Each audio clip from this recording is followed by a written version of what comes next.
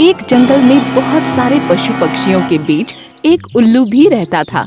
वो दिन भर सोता और रात को जागता रहता। एक बुलबुल ने उसे दिन में आवाज दी, उल्लू भैया, अरे अब तो उठ जाओ, सारा जंगल जाग रहा है और तुम सो रहे हो। उल्लू ने बुलबुल की बात का कोई जवाब नहीं दिया और उसकी सोने की प्रक्रिया जारी रही। अजीब पक्षी हो, मैं जगा रहा हूँ और तुम सोए पड़े हो। अरे बुलबुल की दुम, मैं रात भर जंगल की रक्षा के लिए जागता हूँ और दिन में सोता हूँ। तुम क्या चाहते हो, मैं रात दिन जागता ही रहूँ? तुमने कब मेरी रक्षा की? हाँ, हमारी नींद में खलल डालने के लिए शोर जरूर मचाते हो, रात भर जंगल का चक्कर लगाते हो। अब जाओ यहाँ से, मुझे सोने दो। मुझे भगा रहे हो, समझ लो सुनहरा मौका गवा रहे हो। सुनहरा मौका? अरे खुलकर बताओ। अरे मैं तो तुम्हें टेकरी वाले शुतुरमुर्ग की तरफ से निमंत्रण देने के लिए बुलाने आया था। अब तुम नहीं तैयार हो तो कोई बात नहीं, मैं चलता हूँ। मैं तो चलकर दावत खाऊंगा, मजे उड़ाऊंगा। तुम सोए हो, सबको यही बताऊंगा। अरे रे रे रे रे, रुको बुलबुल भाई, तुम तो यार नाराज हो गए।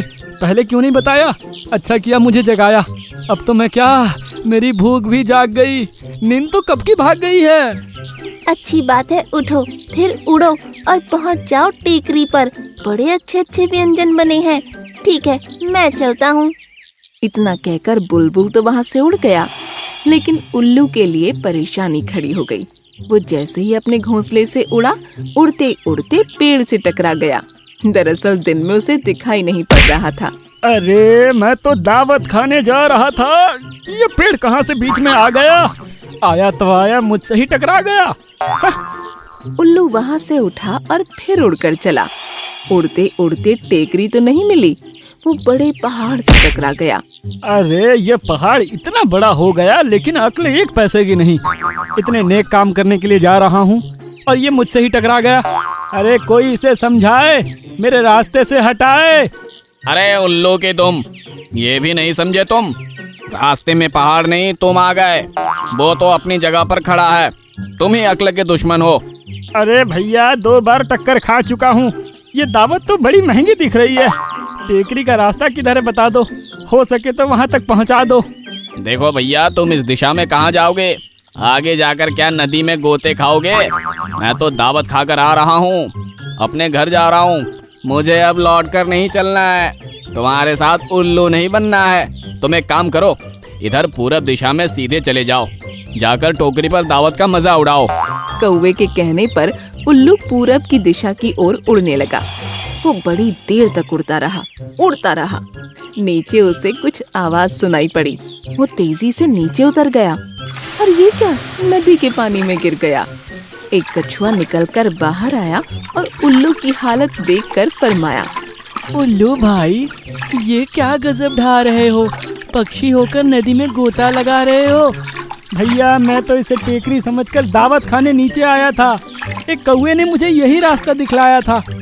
अरे उल्लू भाई, इस कौवे ने तुम्हें मूर्ख बनाया है, तुम्हें गलत रास्ता बताया है। ये भी सब समझ सकते हैं कि उल्लू को उल्लू बनाया है। कबूतरी मंजरी आज बड़ी बेसब्री से अपने अंडों को निहार रही थी। उसे नन्हे मुन्ने बच्चों का इंतजार था। एक रंजन तोता भी पास में बैठकर मंजरी की खुशी को परख रहा था। एक अंडा फूट गया और एक सुंदर बच्ची बाहर आ गई। आओ आओ गुड़िया, स्वागत है, बड़ी प्यारी तुम्हारी रंगत है। कुछ देर बाद दूसरा अंडा भी फूटा। तब उसमें से एक दुबला पतला और काले रंग का एक बच्चा बाहर आ गया। मंजरी को भी आश्चर्य हुआ, लेकिन माँ के लिए सब बच्चे प्यारे होते हैं। आओ आओ राजा, तुम्हारा स्वागत है। पहले बहना आई, फिर भाई को लाई। मंजूरी बहन, खुशी की घड़ी आई है, बधाई हो बधाई। दिल से धन्यवाद भाई। इतने में कबूतर गोगा भी आ गया। बच्ची को देखकर तो वह खुश हो गया, लेकिन बच्चे के काले रंग और कमजोरी को देखकर वह मुंह बिचकाने लगा। अरे मंजूरी, ये काला कमजोर बच्चा कहाँ से ले आई? यह क्या कह रहे हो? यह सांवला सलोना हमारा ही बेटा है। खबरदार जो इसके बारे में ऐसी वैसी बात कही। इसका नाम मैंने राजा रखा है। अरे मंजूरी, हम दोनों कैसे हैं और ये कैसा है? मेरे समझ में नहीं आ रहा ये ऐसा क्यों है। क्या हुआ, जो भी है जैसा भी है, हमारा अपना बेटा है। इसके मुखड़े की बनावट मुझे बहुत अच्छी लगती है। यह बड़ा होकर बांका कबूतर बनेगा। इसकी चोंच भी बड़ी प्यारी है। तुम्हारी सोच बड़ी प्यारी है। माँ की सोच ऐसे ही होती है, उसे अपने बच्चे सबसे ज्यादा प्यारे लगते हैं। मंजरी कबूतरी ने बड़े प्यार से दोनों बच्चों को पालना शुरू कर दिया। दोनों बच्चे कुछ बड़े हो गए थे और आसपास के चिड़िया के बच्चों से घुलना मिलना चाहते थे। दूसरे पक्षी राजा को बड़ी हे दृष्टि से देखने लगे और मजाक उड़ाने लगे। बहना कितनी सुंदर है, भाई पूरा बंदर है। पतलू पहलवान घर में बैठा करो, बाहर चलोगे गिर जाओगे, धूप में काला जामुन नजर आओगे। मेरे राजा भैया को कुछ मत कहो, वह तुम सबसे अच्छा है। वाह रे राजा भैया, दिखे टूटा दरवाजा और नाम रख दिया राजा।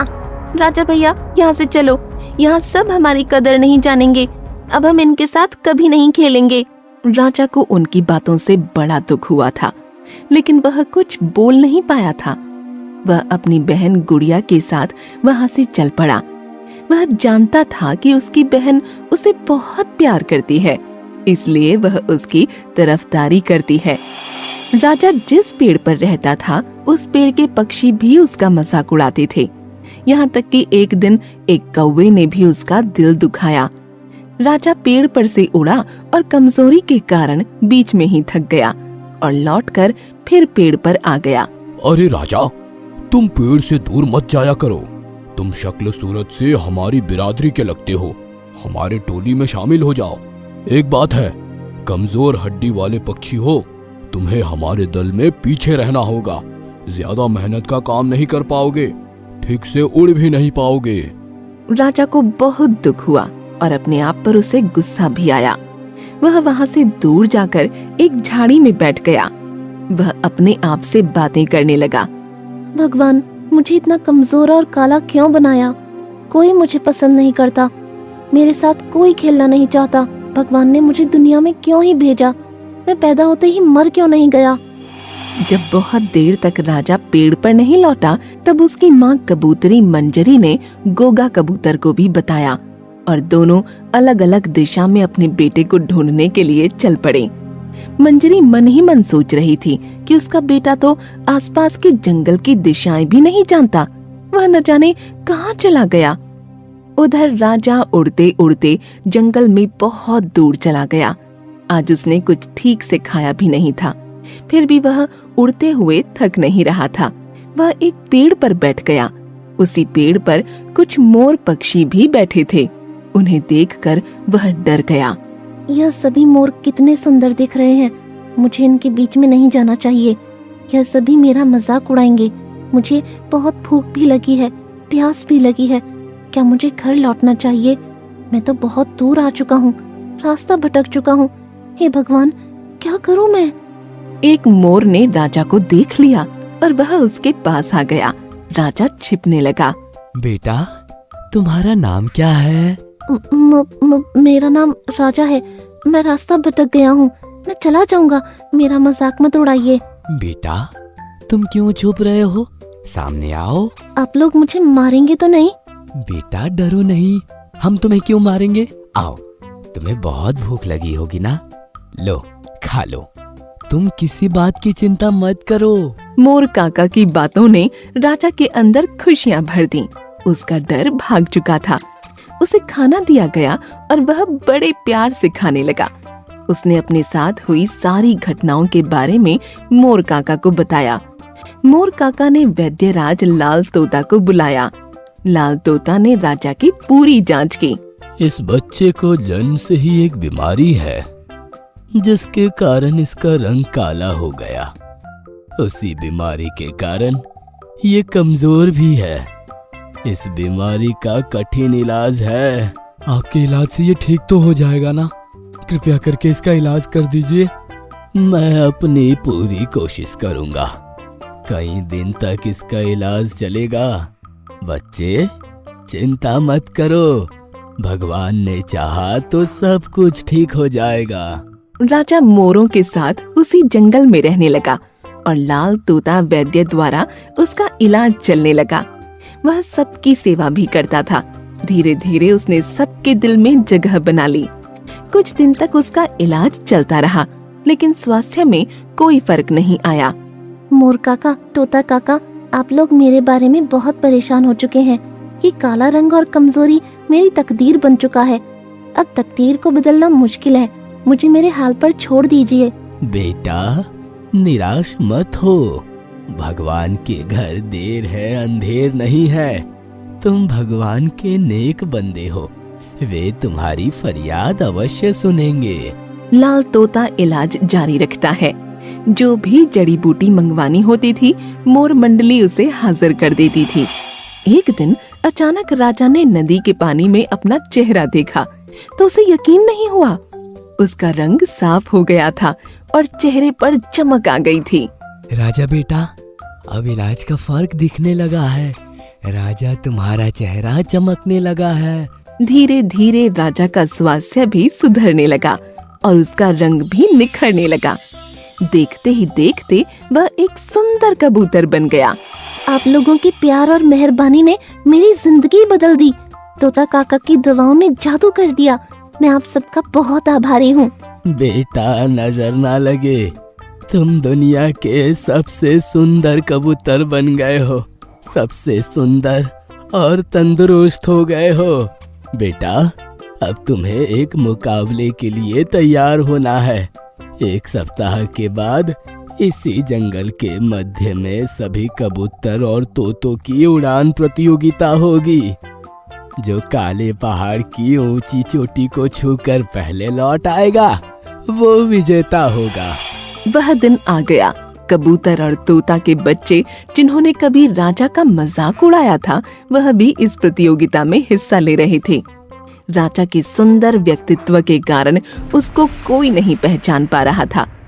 प्रतियोगिता शुरू हो गई और राजा तीर की तरह आगे बढ़ने लगा। वह सबसे आगे उड़ रहा था। इतने में एक बाज कहीं से उड़ता हुआ आ गया और उसने राजा पर हमला कर दिया। राजा भी इससे लड़ गया। राजा की शक्ति के आगे बाज परास्त हो गया और भाग गया। इस बीच बहुत सारे पक्षी उड़ते हुए आगे निकल गए थे। राजा ने फिर से उड़ान भरी और देखते ही देखते वह काली पहाड़ी की चोटी पर पहुंचकर उसे स्पर्श करके लौटने लगा। अब भी उसके आगे कुछ पक्षी उड़ रहे थे। राजा ने अपना पैंतरा बदला और देखते ही देखते सबसे आगे निकलकर विजेता बन गया। मोर काका ने उसका स्वागत किया। इसी बीच राजा ने अपने माँ और पिता को देख लिया। वह दौड़कर उनके पास पहुंच गया। माँ, बाबूजी, आप लोगों ने मुझे पहचाना नहीं? मैं आपका राजा हूँ। राजा की माँ और पिता की आंखों में खुशी के आंसू छनछना पड़े। मेरे बेटा राजा, मेरे पास आजा।